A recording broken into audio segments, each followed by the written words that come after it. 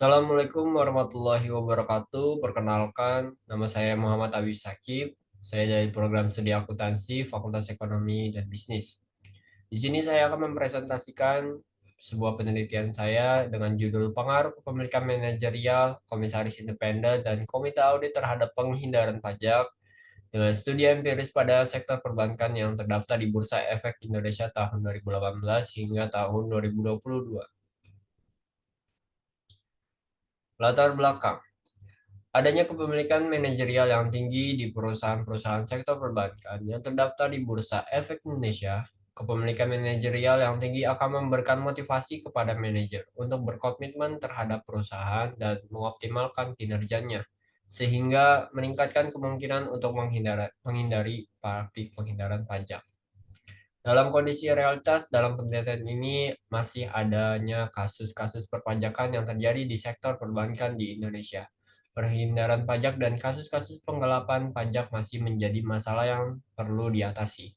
Hal ini menunjukkan bahwa masih ada celah dalam peraturan perpajakan yang dapat dimanfaatkan oleh pelaku usaha untuk mengurangi kewajiban perpajakan mereka. Masalah yang berkaitan dengan objek penelitian ini adalah adanya pengaruh kepemilikan manajerial, komisaris independen, dan komite audit terhadap praktik penghindaran pajak di sektor perbankan. Penelitian ini akan meneliti apakah kepemilikan manajerial, komisaris independen, dan komite audit memiliki pengaruh yang signifikan terhadap penghindaran pajak di sektor perbankan yang terdaftar di Bursa Efek Indonesia. Secara lebih spesifik adalah apakah kepemilikan manajerial, komisaris independen, dan komite audit memiliki pengaruh positif atau negatif terhadap praktik penghindaran pajak di sektor perbankan. Rumusan masalah pertama, apakah kepemilikan manajerial memiliki pengaruh terhadap penghindaran pajak? Dua, apakah komisaris independen memiliki pengaruh terhadap penghindaran pajak? Tiga, apakah komite audit memiliki pengaruh terhadap penghindaran pajak? Tujuan penelitian. Pertama, untuk menganalisis apakah kepemilikan manajerial memiliki pengaruh terhadap penghindaran pajak. Dua, untuk menganalisis apakah komisaris independen memiliki pengaruh terhadap penghindaran pajak. Tiga, untuk menganalisis apakah komite audit memiliki pengaruh terhadap penghindaran pajak. Landasan teori. Teori agensi menjelaskan hubungan antara prinsipal atau pihak eksternal perusahaan dan agen pihak internal perusahaan. Dalam rangka memaksimalkan jasa yang diberikan, terdapat konflik kepentingan antara kedua pihak yang mendasari praktik penghindaran pajak. Agen memiliki akses lebih besar terhadap informasi perusahaan, sehingga terdapat asimetri informasi antara prinsipal dan agen. Teori agensi didasarkan pada asumsi sifat manusia yang mementingkan dirinya sendiri. Konflik kepentingan antara pemegang saham dan pemerintah, serta manajemen perusahaan dan pemerintah sering terjadi. Penghindaran pajak merupakan strategi yang diperbolehkan oleh undang-undang, namun merugikan pendapatan negara. Benturan kepentingan ini mempengaruhi hubungan antara fiskus dan wajib pajak badan. Rangka pemikiran. Variabel X1 berupa kepemilikan manajerial terhadap penghindaran pajak menghasilkan hipotesis 1, variabel X2 komisaris independen terhadap penghindaran pajak menghasilkan hipotesis 2, variabel X3 komite audit terhadap penghindaran pajak menghasilkan hipotesis 3. Operasionalisasi variabel penghindaran pajak yaitu ETR, beban pajak penghasilan dibagi dengan laba sebelum pajak dikali 100%, dan CTR, pembayaran pajak dibagi dengan laba sebelum pajak. Kepemilikan manajerial yaitu dengan saham dibagi saham beredar, komisaris independen yaitu dengan pembayaran pajak dibagi dengan laba sebelum pajak, komite audit yaitu dengan keseluruhan anggota komite audit. Metode penelitian. Tipe penelitian. Data yang digunakan dalam penelitian ini bersifat sekunder, yaitu data sebelumnya tersedia dari sumber tidak langsung. Data sekunder yang digunakan dalam penelitian ini berupa laporan tahunan dan laporan keuangan yang tersedia di website Bursa Efek Indonesia atau BEI dan website resmi perusahaan. Populasi. Populasi dalam penelitian ini adalah seluruh sektor perbankan yang terdaftar di Bursa Efek Indonesia pada tahun 2018 hingga tahun 2022. Sampel. Adapun kriterianya yang pertama, seluruh perusahaan perbankan yang terdaftar di Bursa Efek Indonesia atau BEI tahun 2018 hingga tahun 2022 dengan jumlah 106.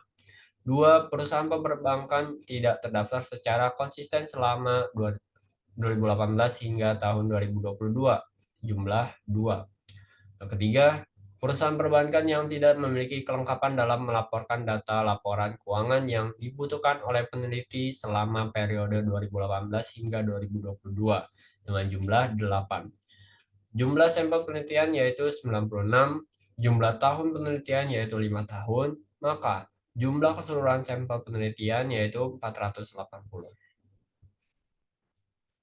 Metode analisis data. Proses pertama, analisis statistik deskriptif. Analisis statistik deskriptif digunakan untuk menganalisis data dengan cara mendeskripsikan atau menggambarkan data yang telah terkumpul sebagaimana adanya tanpa bermaksud membuat kesimpulan yang berlaku umum. Statistik deskriptif juga dikenal sebagai statistik deduktif. Proses kedua, uji asumsi klasik. A. Uji normalitas atau one sample Kolmogorov-Smirnov. Kriteria pengujiannya adalah sebagai berikut. Jika nilai signifikan Asim sig 2 lebih besar 0,05, maka data berdistribusi normal. Jika nilai signifikan sig 2 kurang dari 0,05, maka data tidak berdistribusi normal. B. Uji multikolinitas. Gejala adanya multikolinitas antara lain dengan melihat nilai varian inflation factor atau VIF dan toleransinya. Jika nilai VIF kurang dari 10 dan toleransinya lebih besar 0,1, maka dinyatakan tidak terjadi multikolinitas. C.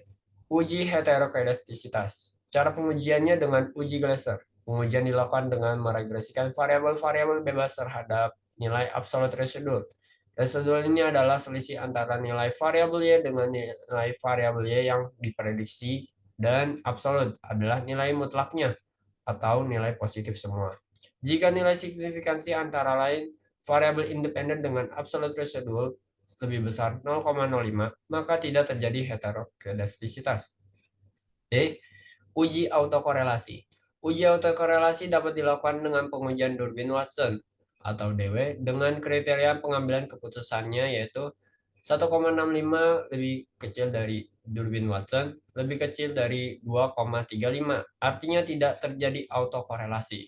1,21 lebih kecil Durbin-Watson, lebih kecil 1,65, atau 2,35 lebih kecil Durbin-Watson, lebih kecil 2,79. Artinya tidak dapat disimpulkan.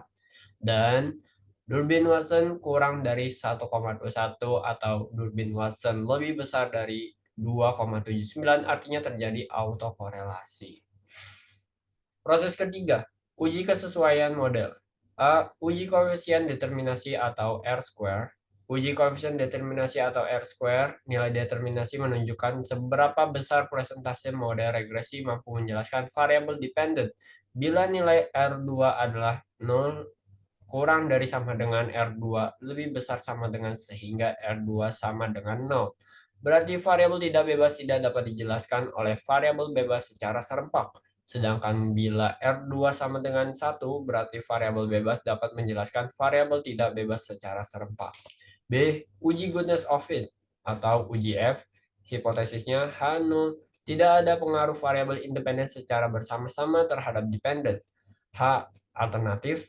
Ada pengaruh variabel independen secara bersama-sama terhadap dependent. Kriteria pengambilan keputusannya yaitu H0 diterima bila F hitung kurang dari sama dengan F tabel, yaitu tidak berpengaruh. H0 ditolak bila F hitung lebih besar F tabel, yaitu berpengaruh. Proses keempat, uji hipotesis. A. Uji signifikan parameter individual atau uji T.